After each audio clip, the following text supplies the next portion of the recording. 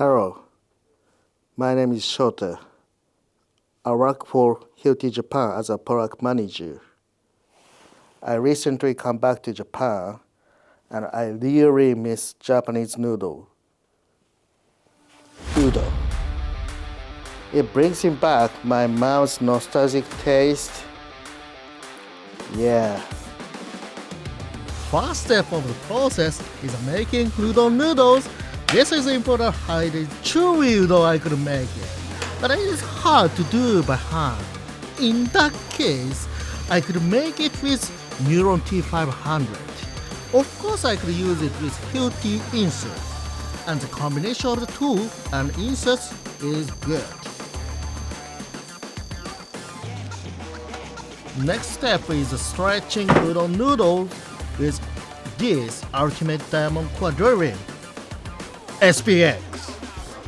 I could use this diamond quadrill in wet and dry condition, and this is convenient too for stretching udon noodles.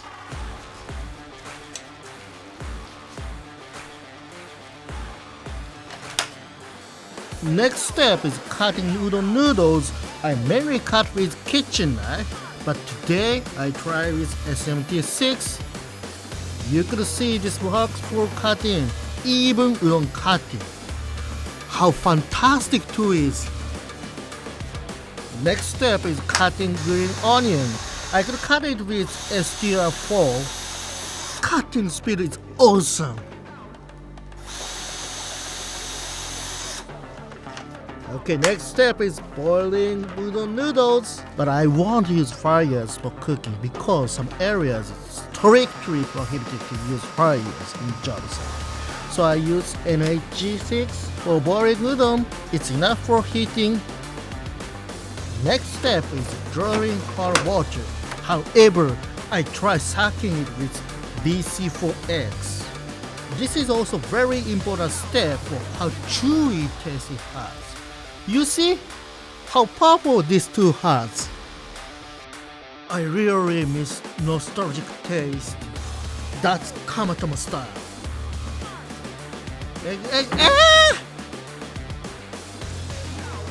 Oh, I put eggs inside PR40. Let me check. It is okay or not. Unbelievable. It's protecting raw egg. You see? You see how durable it is. Next step, I steer with SF6H. It's good for mixing pudding or carbonara. Last step of the process is pouring dashi. 食べちゃうよ。美味しいんじゃない？うん。これだわ。これだわ。Making construction better. Happy April Fool!